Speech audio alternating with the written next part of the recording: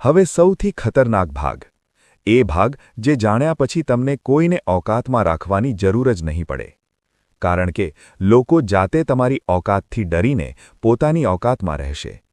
નિયમ છે, તમારી સફળતા ક્યારેય જાહેર ન કરો, પણ એની ખુશ્બુ ફેલાવો. નવું કામ કર્યું, ચીસ ન પાડો, પરંતુ લોકોને ખબર પડે. પ્રમોશન મળ્યું, કોઈને ફોન ન કરો, પરંતુ તમારું વર્તન બદલાય.